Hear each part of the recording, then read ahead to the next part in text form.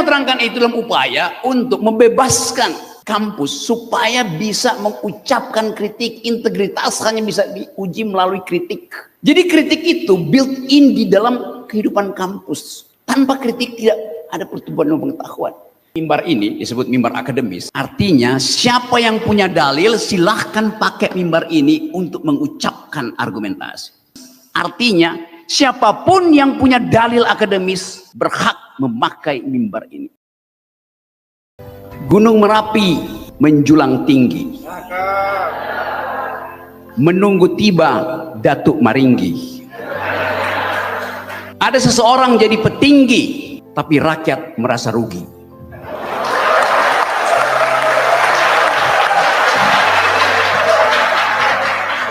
Awas, jangan viral ya. Saya melihat ke kiri, bukan ke kanan.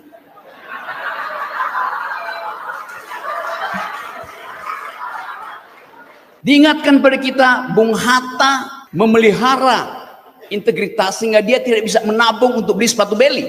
Dia memelihara integritas sebagai wakil presiden, memelihara integritas karena keinginan untuk memiliki sepatu beli. Akhirnya dia batal. Bayangkan, wakil presiden hari ini, satu kontainer sepatu beli bisa tiba pada detik yang sama. Karena yang diperlukan bukan integritas untuk beli sepatu beli, tapi isi tas. Kita mau bicara tentang jarak antara isi tas dan integritas, antara money politics dan argumen demokratis. Suatu waktu saya ngobrol dengan Pak Prabowo tentang masa depan Republik ini. Pak Prabowo teman diskusi saya, karena dia ada seorang presiden yang doyan baca buku, Thinking General, mertuanya Smiling General. Di ruangan Pak Prabowo yang biasanya beliau terima tamu eksklusif, belakangnya ada gambar Pangeran Diponegoro. Anda tahu itu. Ini Vasco nih pasti bolak-balik ke situ. Dan ditemanin Pak Dasko pasti. From Dasko to Vasco.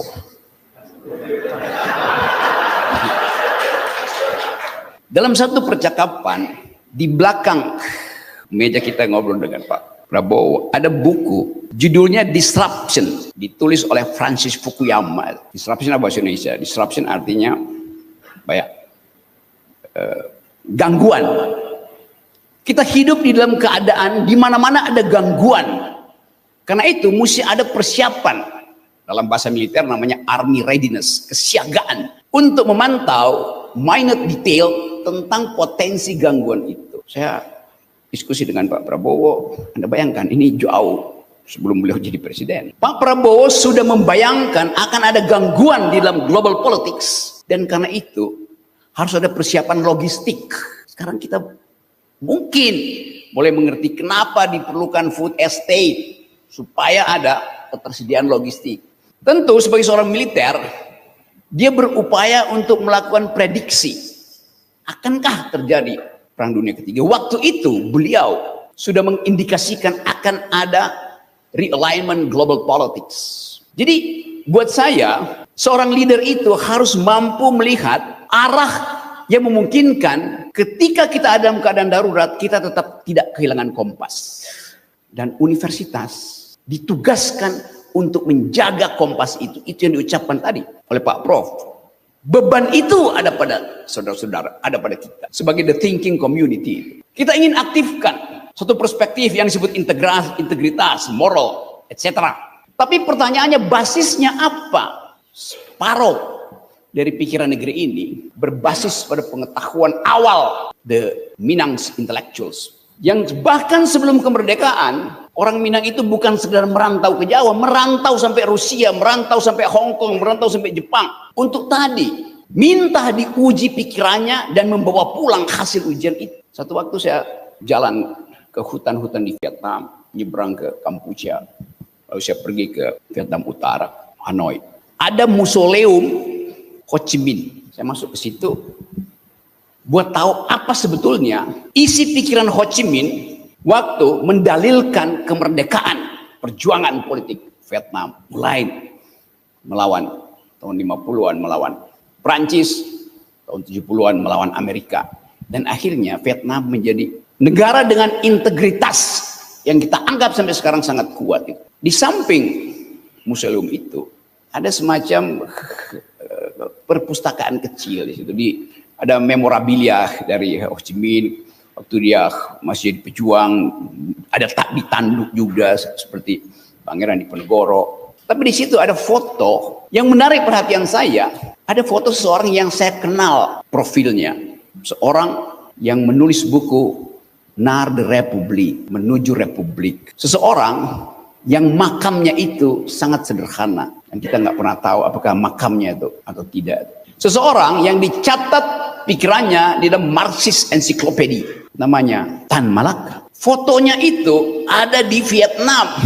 Di dalam foto itu dia sedang berdiskusi dengan seorang tokoh lain, seorang intelektual yang bagi mahasiswa FISIP sekarang bukunya itu banyak dicetak ulang, dibaca ulang. Prisoner Notebooks, catatan dari penjara yang ditulis dalam bahasa Itali, diterjemahkan tahun 20-an, 30-an dalam bahasa Inggris, lalu jadi viral sebagai tempat anak-anak muda mengambil inspirasi tentang hubungan antara pekerjaan politik dan pekerjaan akademis. Penulisnya namanya, siapa yang bisa tebak? Yo, banyak betul. Antonio Gramsci yang dipenjara oleh Mussolini karena beroposisi pada fasis, meninggal penjara. Antonio Gramsci adalah pemimpin Partai Komunis Italia yang menolak mengikuti jalan ortodoksi Marxis, itu revolusi, dan dia memilih untuk berargumentasi di parlemen, force of the better argument. Karena bagi Antonio Gramsci, seorang intelektual itu harus memenangkan perdebatan akademis di parlemen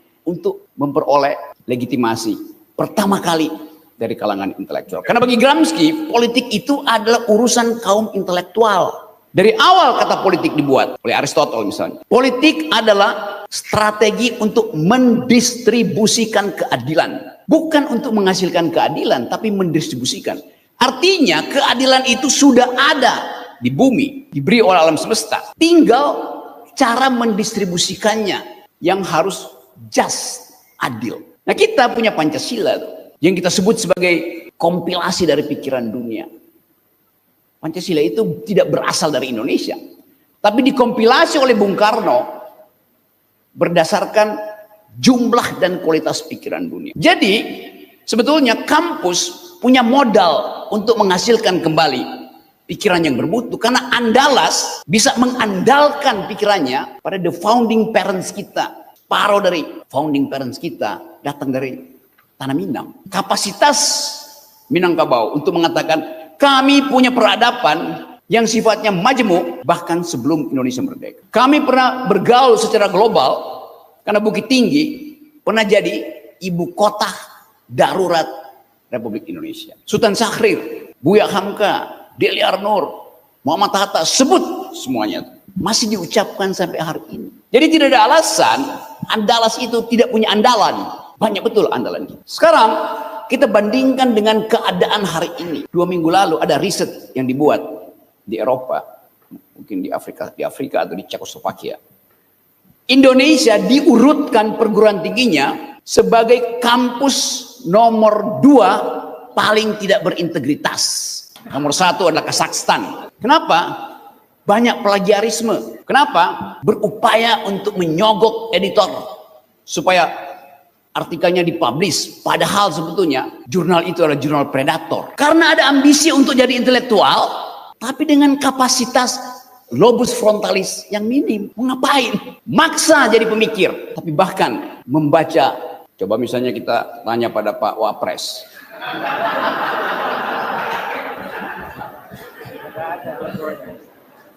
Ini gambar apa?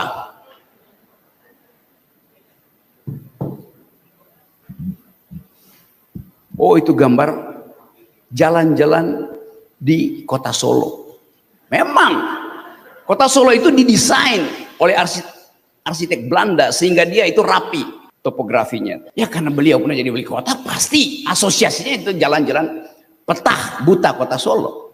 Tapi buat Vasco yang belajar tentang ilmu teknik, saya bisa pastikan dia akan sebut itu adalah PCB, yang belajar elektro, printed circuit board. Di dalamnya ada chips komputer. Ada yang pernah belajar di Fakultas Teknik, apa namanya?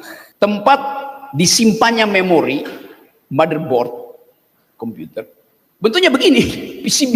Jadi kita bisa bayangkan bagaimana kita berupaya untuk mengimajinasikan sesuatu di dalam upaya untuk keluar dari rutinitas kita. Kalau itu disebut sebagai jalan-jalan di kota Solo, ya tentu Pak Gibran ada dalam rutinitas itu. Sekarang coba kita hubungkan, kenapa ada PCB di situ?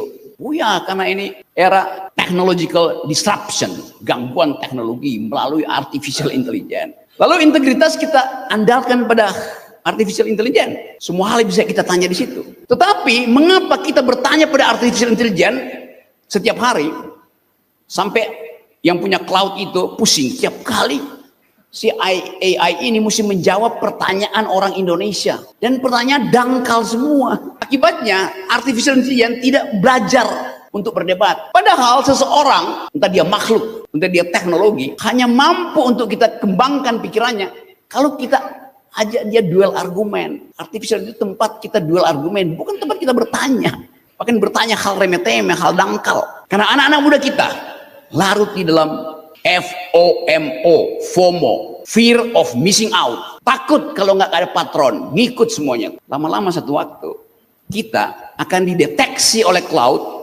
Semua jenis kedangkalan ada di Indonesia. Karena kita bertanya hal yang dangkal. Artinya metodologi di universitas tidak jalan. Artinya plagiarisme akan berlanjut terus. Artinya kepastian bahwa Indonesia bisa jadi bonus demografi di 2045 saya pastikan gagal. Pasti. Apalagi berkali-kali bonus demografi.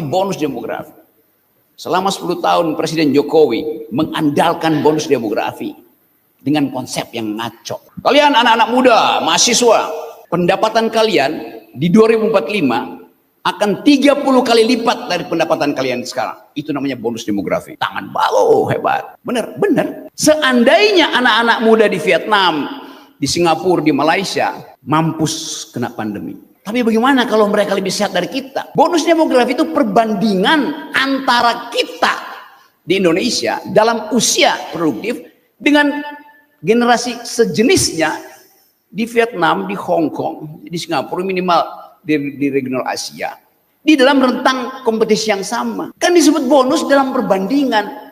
Bukan Anda hari ini dibandingkan dengan Anda di 2045. Kita Indonesia, bonus demografinya kita dapat 30 kali lipat gaji kita. Bagaimana kalau anak Kuala Lumpur gajinya 60 kali lipat dari sekarang? Siapa yang dapat bonus? Ya dia, bukan kita. Kan ngaco kan? Pendapatan kita berapa? $3.500. Kuala Lumpur hari ini 13.500. Dari situ aja, dari garis startnya udah nggak bisa. Apalagi dari soal IQ. IQ kita 78. IQ Singapura 105. IQ Vietnam 115. Jadi selama 10 tahun jalan pikiran tidak menjadi panjang. Yang jadi panjang adalah jalan tol. Dan kita punya problem hari ini. Ada jalan tol yang mangkrak. Karena tidak ada desain akademis. Kebutuhannya belum ada. Ngapain bikin jalan tol? Lol. Tolol. Nah, saya mau terangkan itu dalam upaya untuk membebaskan kampus supaya bisa mengucapkan kritik. Integritas hanya bisa diuji melalui kritik. Jadi kritik itu built in di dalam kehidupan kampus. Tanpa kritik tidak ada pertumbuhan pengetahuan. Jadi kalau kita rangkum itu, meneguhkan integritas, moral, dan etika akademik perguruan tinggi, artinya loloskan kritik setiap 20 detik. Baru ada dialektika, baru kita bisa paham apa yang disebut madilog. Jadi biasakan supaya jangan ada hambatan feodalisme di dalam kehidupan akademik. Ini mimbar ini disebut mimbar akademis. Artinya siapa yang punya dalil silahkan pakai mimbar ini untuk mengucapkan argumentasi.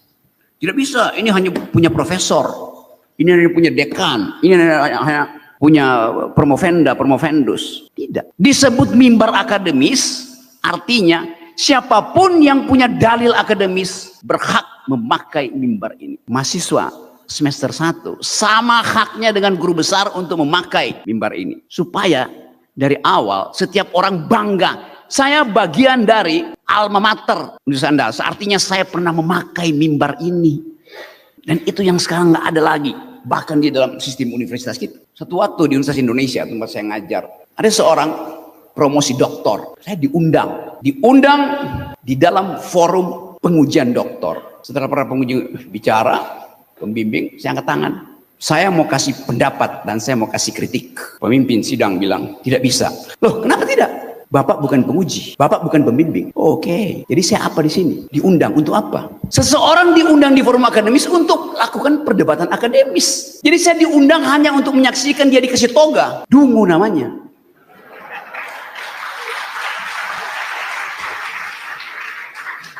Itu penyebab kenapa universitas tidak menghasilkan mutu. Karena tidak mau didebat oleh orang luar selain para penguji itu. Akuntansi punya prinsip, audit eksternal lebih bermutu dari audit internal. Siapa yang akuntan di sini? Diperlukan auditor eksternal untuk membaca neraca.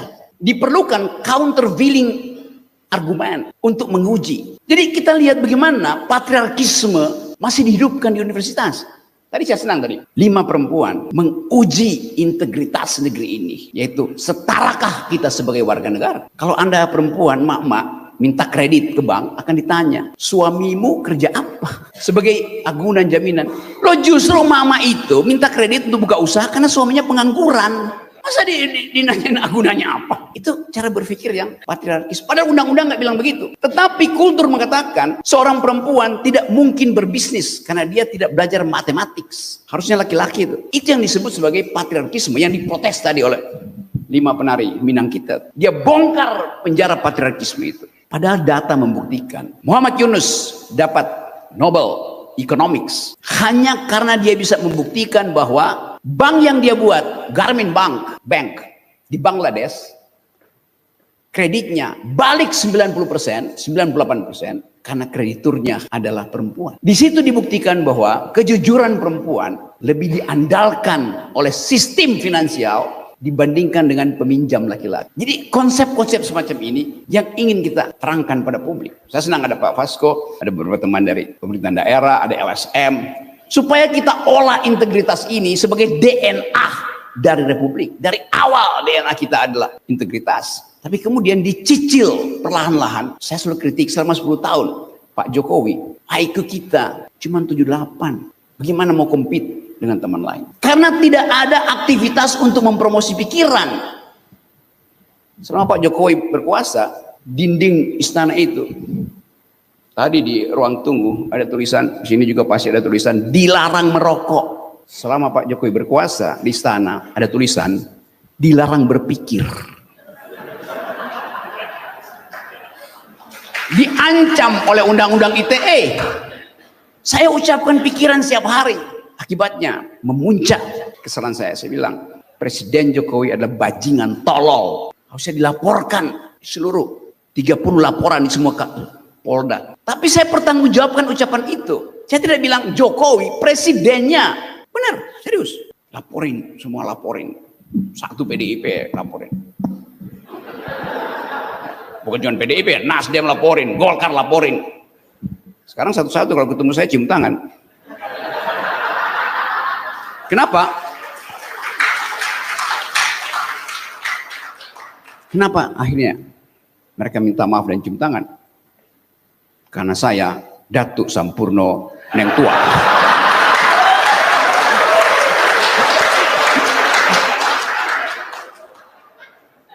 Oke, saya balik lagi pada inti problem kita hari ini. Ini bab 2. Apa tugas universitas pada bangsa ini? Tadi ada istilah bagus tadi. Siapa yang ngomong? Vasco apa siapa yang ngomong? Cahaya pengetahuan. Itulah arah negeri ini, cahaya pengetahuan. Kita ingin para rektor mampu untuk memberi arah melalui tuntunan pengetahuan. Tapi banyak rektor di Indonesia takut memberi arah dan lebih senang menerima pengarahan. Apalagi rektor UGM.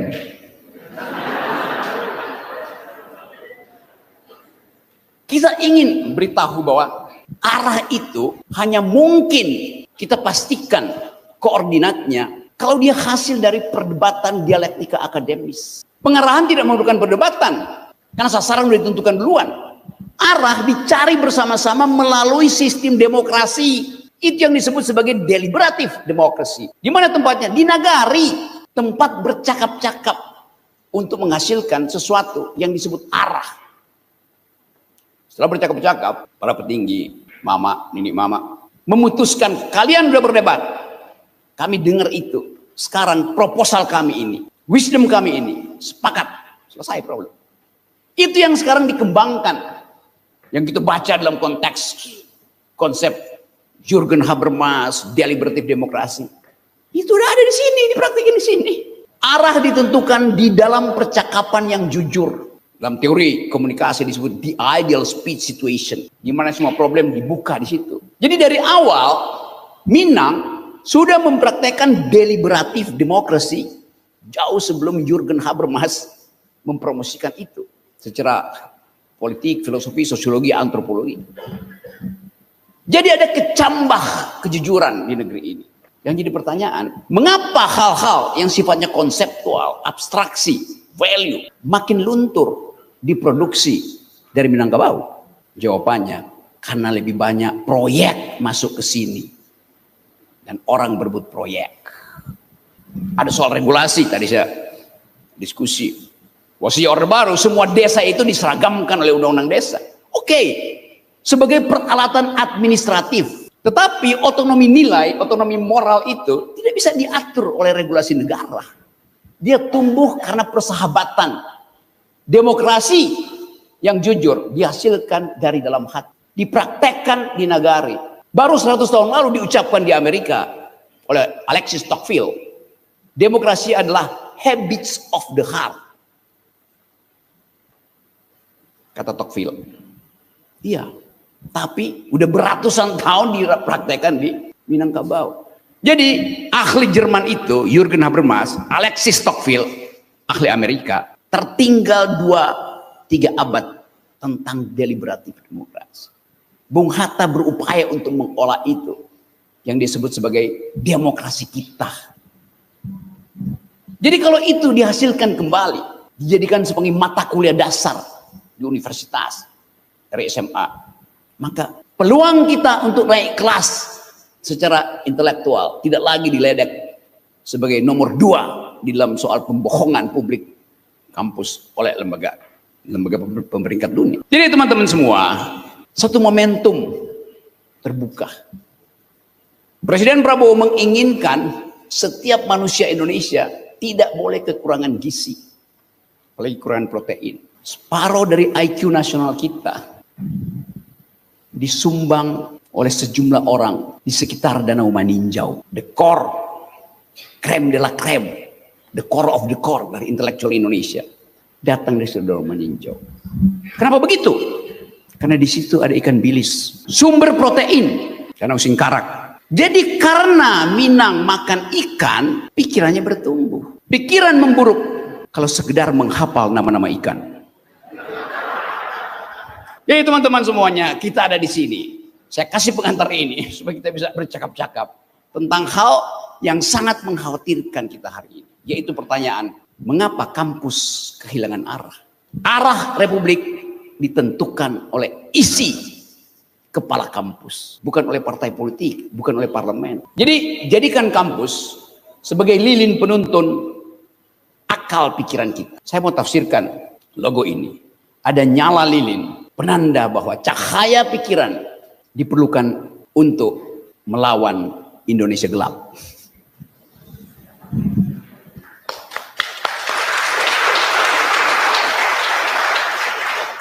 Ada soal tentang efisiensi yang menyebabkan uang tidak mengalir ke daerah. Itu urusan kebijakan. Tapi kampus harus tagih terus bahwa pikiran hanya disebut pikiran kalau dia dipertengkarkan. Kalau Anda punya pikiran, Anda punya disertasi, Anda bisa tulis skripsi, tesis disertasi, bertahun-tahun Anda simpan disertasi itu, nggak ada orang yang bicarakan, nggak ada yang lawan disertasimu. Itu artinya nilai disertasimu nggak ada. Karya akademis disebut karya akademis kalau dipertengkarkan di forum akademis. Kalau pikiran saya ucapkan dan tidak ada yang bertengkar, mengganggu pikiran saya, mendisruption pikiran saya, maka yang saya ucapkan itu bukan pikiran. Yang boleh diganggu adalah pikiran.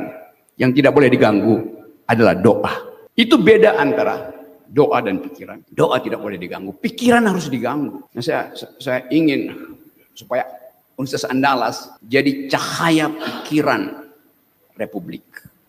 Hanya dengan itu kita bisa pastikan bahwa langkah menuju Indonesia sehat, Indonesia bermutu, Indonesia emas bisa diucapkan nanti dengan mengatakan, saya warga Andalas, saya mengandalkan pikiran. Assalamualaikum warahmatullahi wabarakatuh. Waalaikumsalam warahmatullahi wabarakatuh. Pertama itu dari Pak Muhammad Irwandi tadi, kalau Pak Rocky jadi rektor Universitas Andalas ini mau ngapain ini gitu. Coba kira-kira ini. Anggap aja ini Bapak udah jadi rektor ini. Kalau saya sekarang rektor, saudara penanya tadi saya langsung kasih ijazah.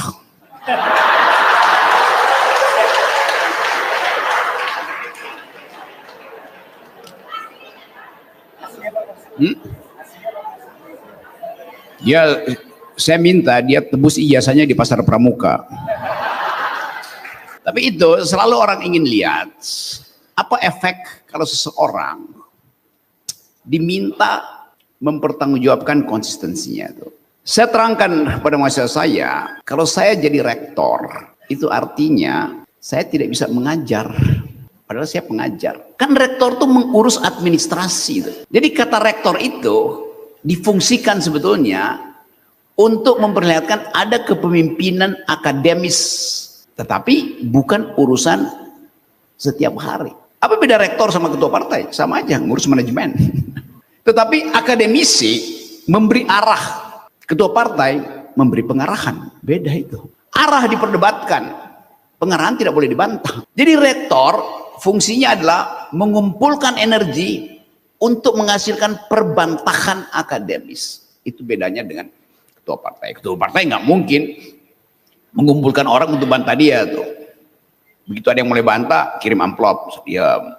Jadi sekali lagi, suasana akademis itu dipimpin oleh rektor di dalam upaya untuk memprovokasi pikiran. Gitu. Jadi jelas kalau saya di rektor, setiap hari akan ada thought provoking activities itu. Oke.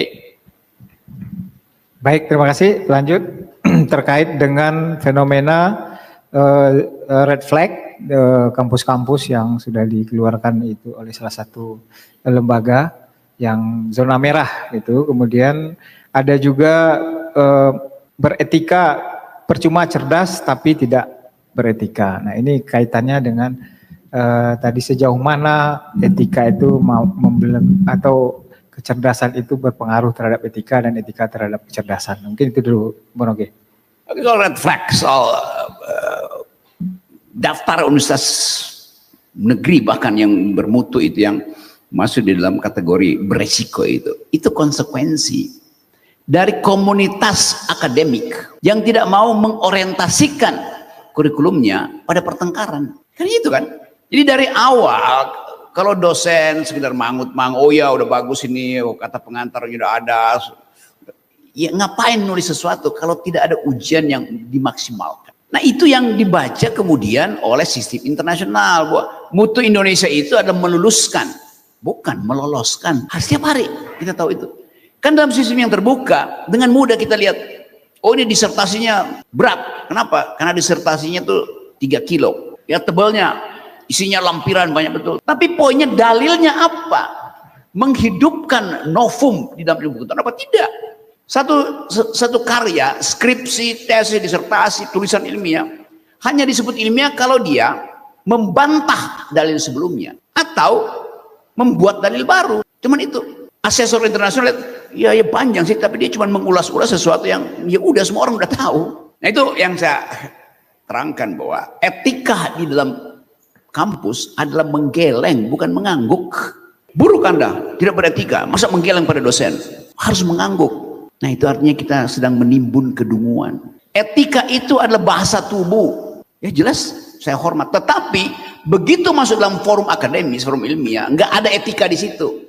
Kalau Anda etika, Anda akan tercegat di kerongkongan untuk mengucapkan kritik. Kan begitu kita masuk ruang kampus, saya nggak lihat lagi Anda umur berapa, Anda gender apa. Saya lihat pikiranmu rasional apa tidak, koheren apa tidak, logis apa tidak, kan itu. Dan tidak boleh ada kecanggungan untuk mengatakan pikiranmu salah. Nggak sopan bilang salah. Oke, pikiranmu setengah benar. Ya namanya setengah benar artinya salah. Jadi kejujuran datang karena force of the better argument. Itu aja dalilnya. Apa yang basa-basi itu? Setelah itu basa-basi boleh. Tetapi setiap kali ada proposal akademik, yang diperlukan adalah kontrapense, namanya kontrapense itu anti pikiran. Jadi antipodanya mesti dibuat. Nah, itu yang membedakan antara etik tadi dan pikiran itu kan. Jadi etik tidak boleh menghalangi pikiran. Di mana? Ya di dalam kehidupan akademis kan. Cuman itu. Jadi sekali lagi poinnya jelas buat saya tuh. Saya tidak akan pakai etika dalam perdebatan akademis. Rocky Gerung sombong itu bukan, tidak ada kesombongan di dalam dunia akademis. Atau Anda punya argumen atau tidak punya argumen, itu aja tuh. Jadi intinya di dalam kehidupan kampus, produksi argumen, kendalikan sentimen. Tepuk tangan dulu. Baik, kita lanjut. Ini terkait dengan kampus penjaga moral ini dari Bu Sri tadi. Ternyata LGBT justru kadang bersarang di kampus-kampus sekarang. Kemudian juga sistem adat matrilineal Minangkabau. Nah, seperti demokrasi tadi, kemudian itu mau ditanggapi, Borogi. Ya, kalau kajiannya tentang LGBT, kalau kita tanya misalnya, kalau orientasi seksualmu berbeda dengan saya, apa moral saya untuk menghukummu? Apa moralnya? Karena dia homoseks, saya heteroseks tuh. Asal usul homoseksual itu apa? Setiap orang di dalam 1 detik dia hetero bisa berubah jadi homoseksual. Pernah nggak Anda merasakan, sebagai laki-laki, iya itu cowok itu ganteng ya, menarik. Hormon kita pada detik itu berubah jadi lebih bersifat feminin karena mengagumi laki-laki. Seorang laki-laki mengagumi laki-laki, artinya hormon dia itu menjadi feminin. Berapa persennya hormon femininnya? 0,0 sekian nanomililiter. Iya, tetapi itu udah faktanya bahwa sistem hormonal kita itu di dalamnya ada keseimbangan androgini, yang jin perempuan, yang andro laki-laki. Karena itu disebut komposisi androgennya mu itu apa? Beda dengan LGBT sebagai penanda sosial. Itu soalnya kan. Jadi mau riset apa di situ? Di dalam demokrasi, negara tidak boleh membedakan itu. Karena negara hanya berurusan dengan status warga negara. Tetapi culture matters. Local wisdom bilang nggak boleh tuh. Ya oke, kasih argumennya. Di dalam local wisdom, dia ada bagian dari komunitas. Di dalam sistem negara, dia ada warga negara. Kapan dia pindah dari local wisdom pergi pada status sebagai warga negara? Dan seringkali local wisdom itu isinya bukan wisdom tapi kingdom, arogansi, keangkuhan. Jadi itu saya ngajar soal feminist ethics segala macam. Seorang perempuan bahkan bisa melampaui hormonnya itu. Kalau lagi tumbuh dia bisa jadi arogan melampaui laki-laki. Namanya apa dalam psikologi? Namanya Queen Bee Syndrome. Sindrom ratu lebah. Ratu itu perempuan. Tapi pekerjaan ratu lebah itu adalah memaksa setiap hari ada buruh lebah laki-laki cari makan dan layani kebutuhan seksual dari si ratu. Dan itu dia disedot mati. Di dalam alam ada kegiatan semacam itu. Dia ratu, tapi di dalam perspektif feminis dia adalah patriark in optima forma, paling tinggi pakai. Tapi itu sistem di dalam komunitas lebah, komunitas burung merpati lain lagi tuh. Jadi kita hidup di dalam berbagai macam sistem nilai. Nah, kita nggak bisa judge itu dari segi pluralitas nilai. Masuk neraka, kalau masuk neraka masuk surga itu bukan urusan akademis, itu urusan moral komunitas. Nggak ada soal kan. Nah, yang berbahaya kalau karena keangkuhan kita labeling untuk dihukum. Pada saat itu seseorang kita jadikan subjek hukum supaya bisa dihukum justru. Kalau dia bukan subjek hukum, Anda tidak berhak untuk menghukum. Yang berhak menghukum subjek hukum adalah negara. Nah, yang berbahaya Anda memakai negara untuk menghukum warga negara. Sama seperti sekarang Presiden Jokowi memperkarakan 5 atau 13 orang dilaporin. Di mana di dalam hukum pidana ada kepala negara memperkarakan warga negara? Ngaco. Hukum pidana itu hubungan antar subjek. Oh iya, tapi Pak Jokowi sekarang bukan lagi presiden kan, bukan kepala negara, maka dia merasa terganggu karena disebut dia palsu. Oh iya, tapi tempus delictinya itu ketika dia kepala negara. Siapa yang memeriksa kepala negara? Ya warga negara. Presiden melalui lawyernya mengatakan, apa hak kalian? Bukankah ijazah itu adalah sesuatu yang sifatnya privat itu? Ya memang. Kalau dia privat, kenapa Anda bawa itu sebagai bukti untuk mendaftar di ruang publik sebagai wali kota, sebagai gubernur DKI, sebagai presiden. Kenapa mesti dibawa ke ruang publik? Maka dia jadi pembicaraan publik. Jadi warga negara bertanya pada kepala negara, bukan saya atau malah saya bertanya pada Jokowi. Tidak, warga negara yang namanya Roy Suryo, yang namanya Resmond bertanya kepada kepala negara, ijazahmu Asia apa palsu? Yang mesti jawab siapa? Ya kepala negara. Sebagai apa? Ya sebagai kepala negara. Itu nggak ada urusan pidana di situ kan, orang bertanya. Karena warga negara menghendaki kejujuran. Yang mereka yang belajar hukum kadang-kadang menganggap bahwa ya memang nggak boleh dong, itu privat. Loh, dia bukan orang privat. Ketika dia jadi kepala keluarga, Pak Jokowi adalah makhluk privat.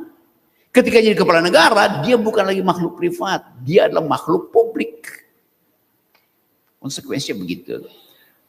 Jadi teman-teman di Fakultas Hukum juga kita mau coba lihat bagaimana di negeri ini Anda diajarkan tentang undang-undang, bukan tentang hukum. Anda belajar undang-undang kok. Ganti aja. Fakultas Hukum itu nggak ada diajarin hukum di situ. Diajarkan cara membaca undang-undang dan bahkan undang-undang di dalam status black letter of law, membaca huruf mati. Living Constitution. Tidak diajarkan cara membaca undang-undang secara hermeneutics. Tidak diajarkan di Fakultas Hukum. Yang dibaca adalah huruf-huruf hitamnya. Di antara dua baris huruf hitam ada spasi putih. Itu yang disebut membaca between the line. Nah, itu yang disebut tafsir hermeneutics tentang justice. Jadi saya usulkan aja fakultas di Indonesia itu, Fakultas Hukum diganti aja Fakultas Undang-Undang tuh. FUU, fa.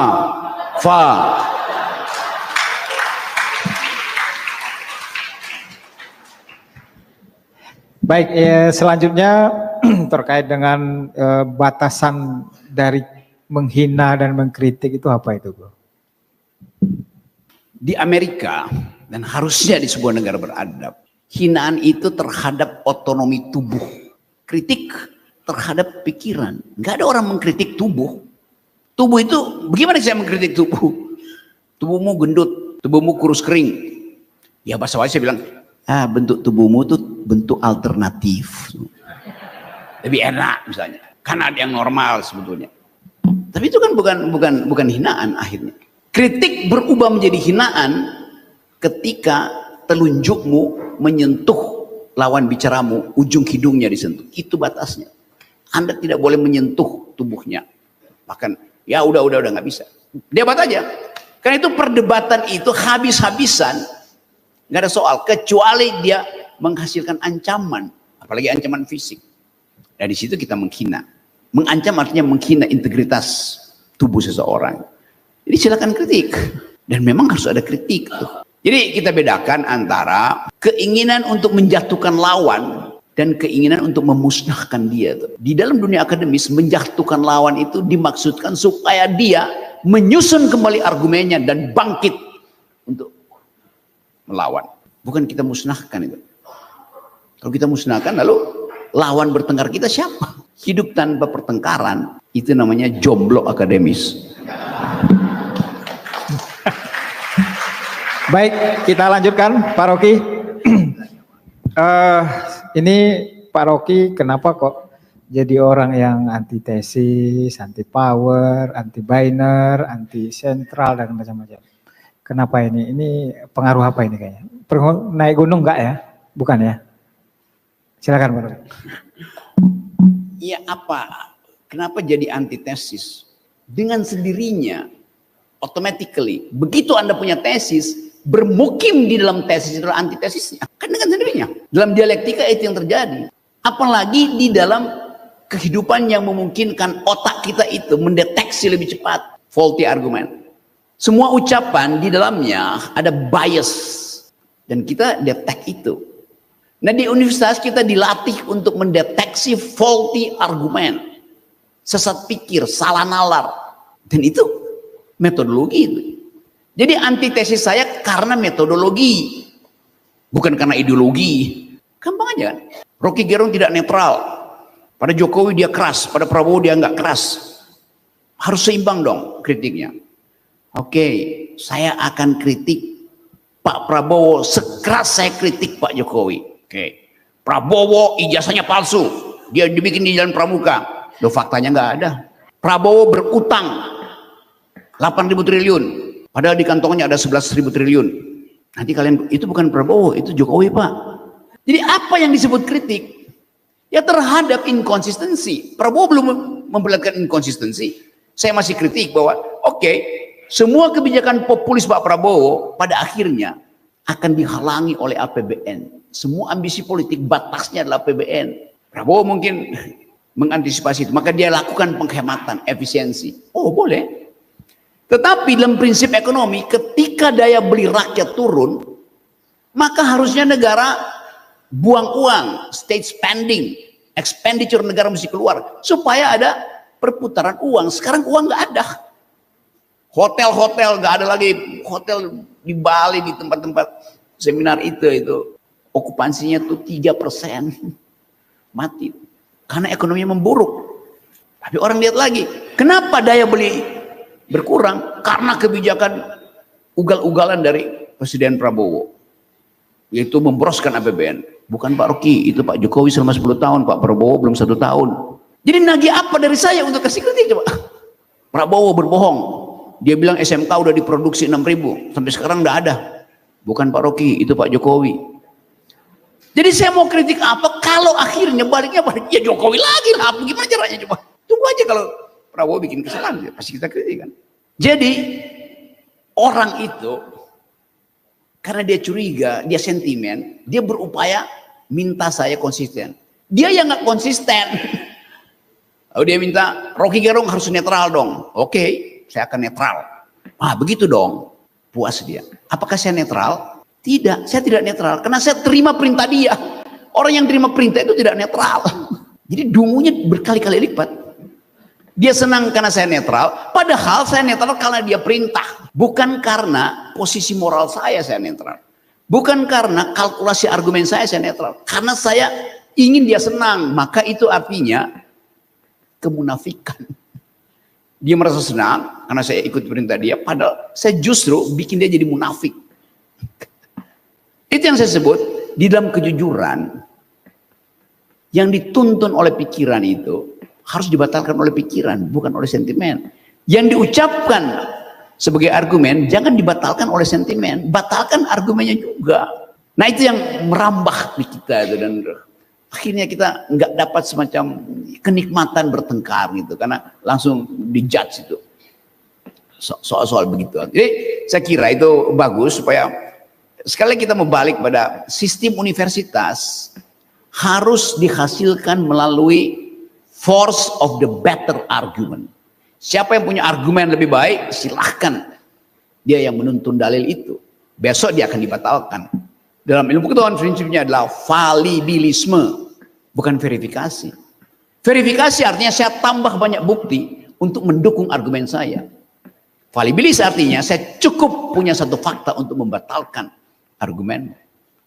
Nah itu yang mesti kita biasakan tuh, antara verifikasi dan falsifikasi tuh. Itu mestinya jadi panduan pertama. Begitu mahasiswa masuk kelas pertama, semua dosen mau fakultas teknik, ekonomi, segala macam hukum, ajarkan dulu di kelas itu falsifikasi lebih penting dari verifikasi.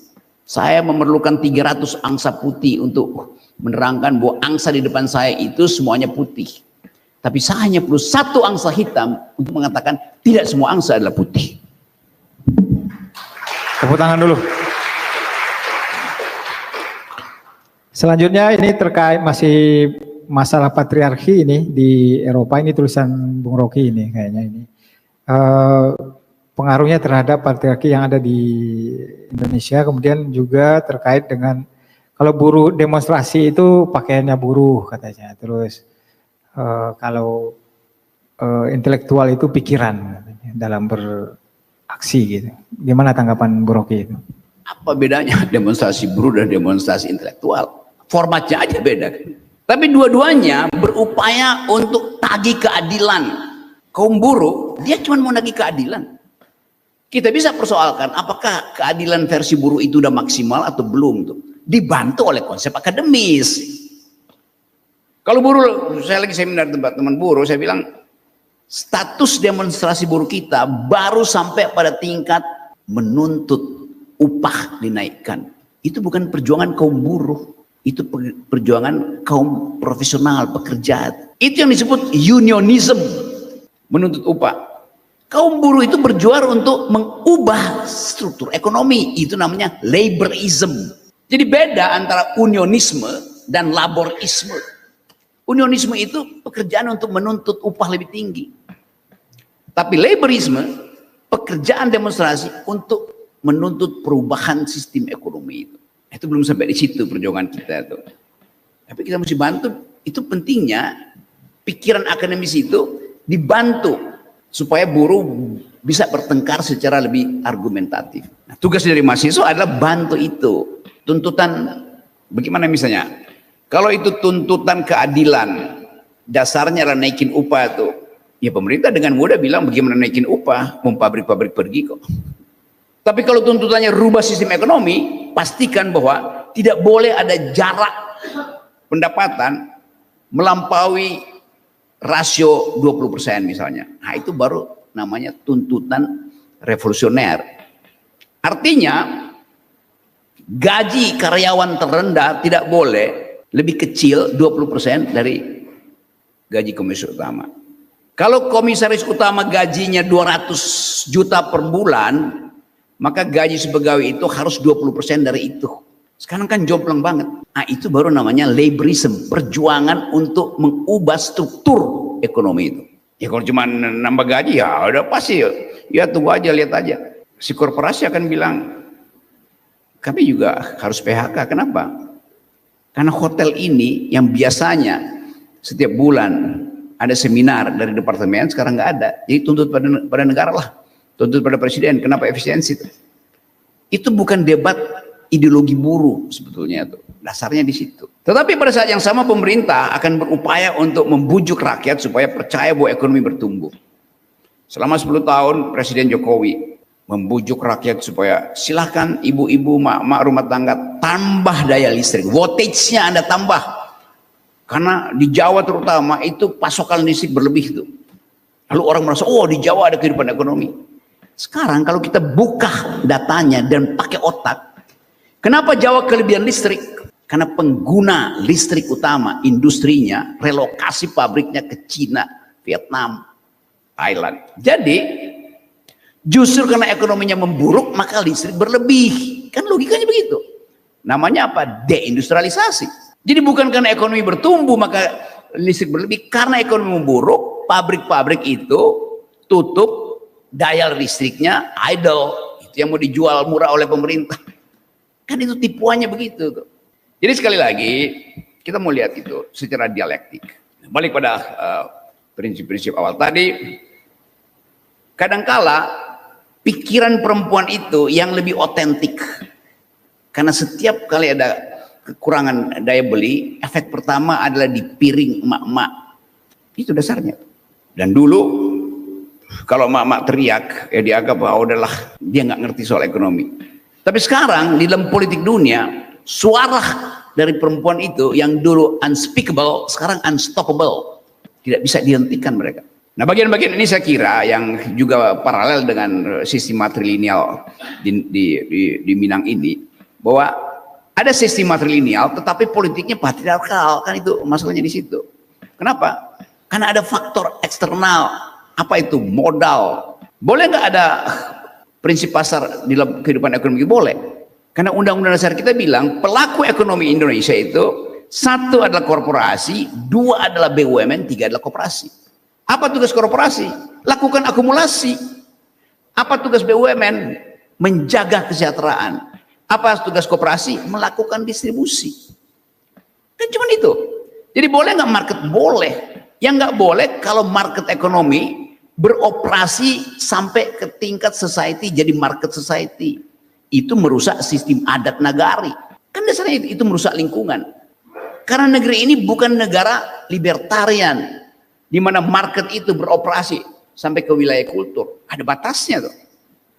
Buat apa ekonomi market diperlukan? Untuk efisiensi, buat tahu kebutuhan berapa sih. Tanpa sinyal pasar kita nggak tahu kebutuhan berapa, mau demandnya berapa, supply-nya berapa.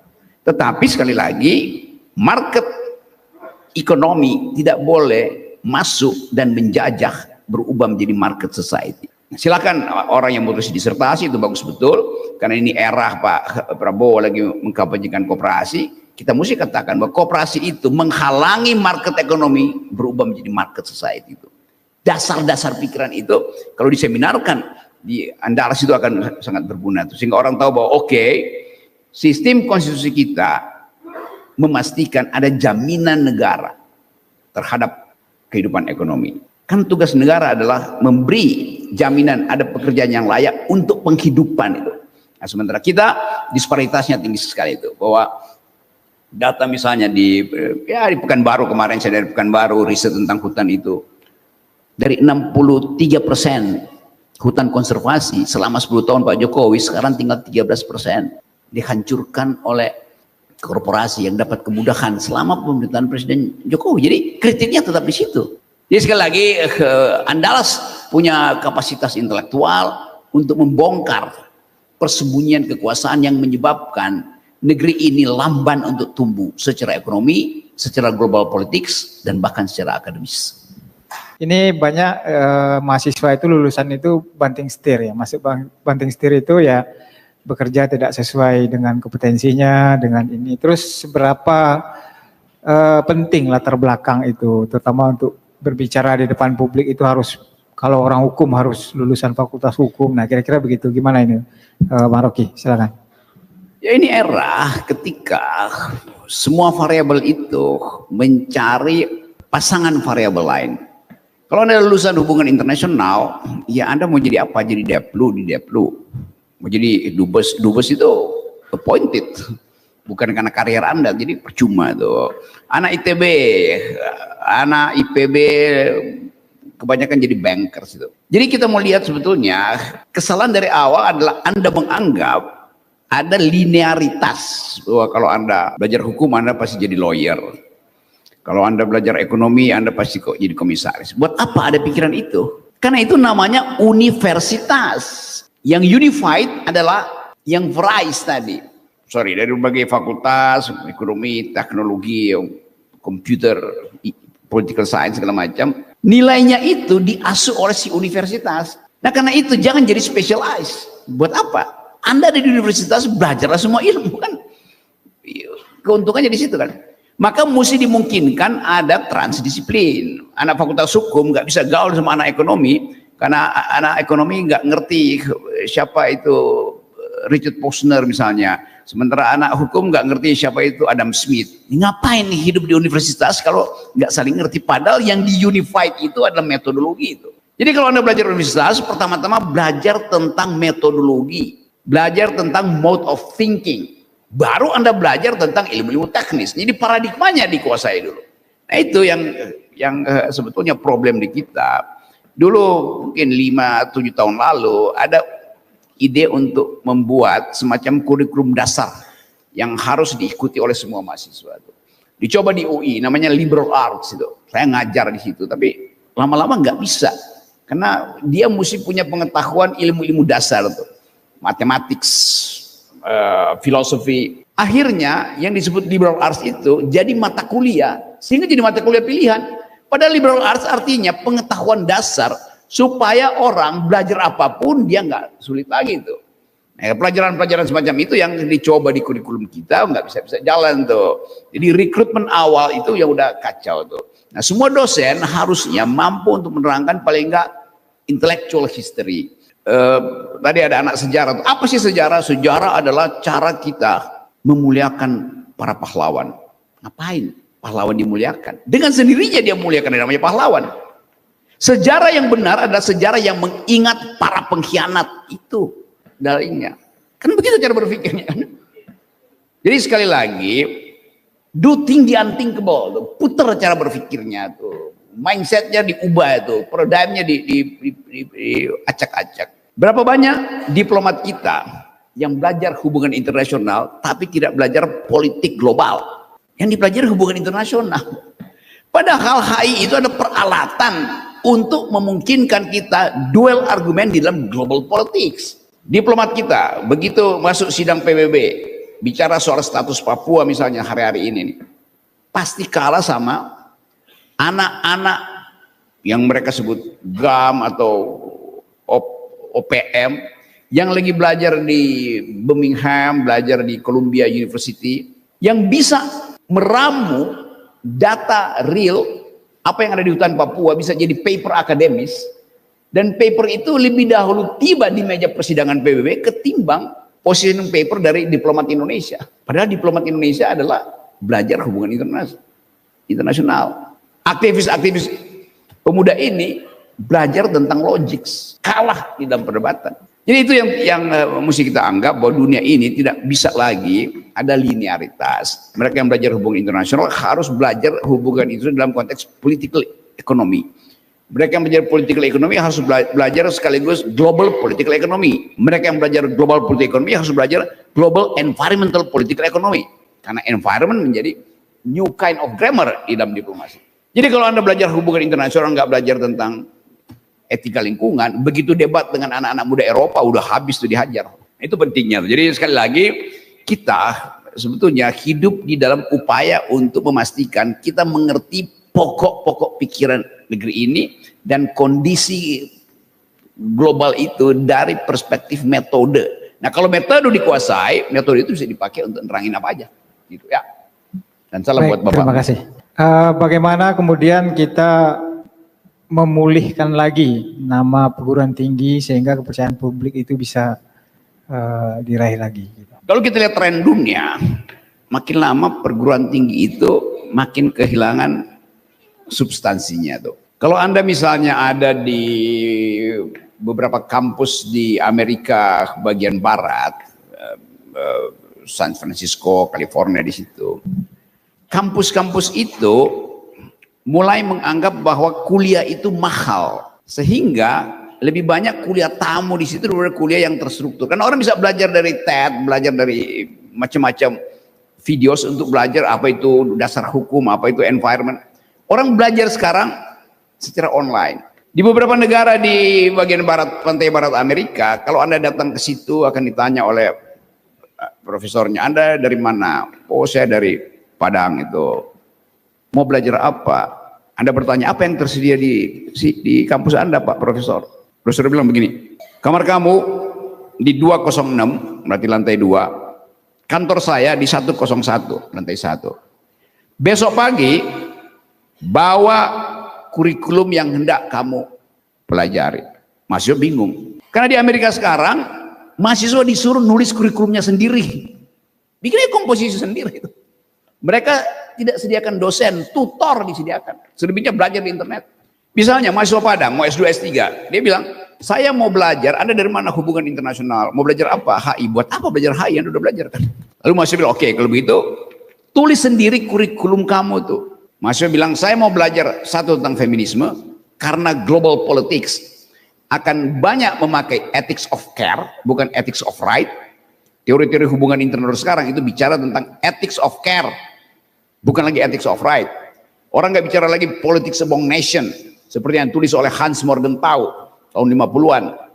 Karena terjadi komposisi baru, yaitu non-state player. LSM adalah non-state player. Jadi logik penting, environmental ethics penting, feminism penting, global climate problem penting. Nah itu yang membuat Anda memperoleh nilai tambah dari pengetahuan tentang hubungan internasional tuh. Jadi sekali lagi pastikan bahwa banyak pengetahuan dasar yang mesti dikuasai oleh semua mahasiswa itu, supaya ada percakapan antar fakultas. Jadi buat apa ada universitas tapi versinya itu tidak bisa saling bercakap-cakap, buta huruf. Akibatnya universitas itu ya sekedar nama doang. Kan universitas dimaksudkan ada liquid di dalam pertukaran pikiran. Fakultas teknik bisa bicara dengan fakultas hukum bisa debat dengan profesor filsafat bisa bicara tentang teknologi. Itu namanya universitas. Kata uni di depan itu menunjukkan bahwa versi itu bisa diatasi dengan paradigma yang disebut metodologi. Baik, terima kasih. Tepuk tangan dulu untuk Bapak Rocky Gerung. Nah ini mengkritik ini Pak Rocky disuruh mengkritik Unan, nah kayaknya susah ini karena Pak Rocky baru berapa malam di sini ya. Oke, soal kritik Unan. Anda tadi mau cari beasiswa ya? Oke. Mana ada aktivis cari beasiswa? Jadi supaya Anda dapat beasiswa, Anda bebankan tugas aktivis itu pada saya. Buat apa? Jadi seorang aktivis itu tidak akan cari partner. Dia disebut aktivis justru karena dia punya dalil. Jadi jangan suruh saya, karena saya bisa suruh orang lain lagi akhirnya kan. Terus menerus saling suruh menyuruh tuh. Keterlibatan itu datang dari keprihatinan eksistensial seseorang. Hanya dengan cara itu ada aktivisme tuh. Nah sekarang para aktivis itu ya banyak yang jadi pragmatis kok. Karena apa? Mereka ingin jadi kandidat. Kanda di mana? Dinda mendekat. Banyak nunggu amplop dari seniornya kan saya tahu. Jadi sekali lagi memimpin itu artinya berupaya untuk menghasilkan perubahan. Kalau belum selesai ya nggak usah bilang aja bahwa memang saya tidak mampu menyelesaikan itu, tapi saya akan ulangi penyelesaian itu.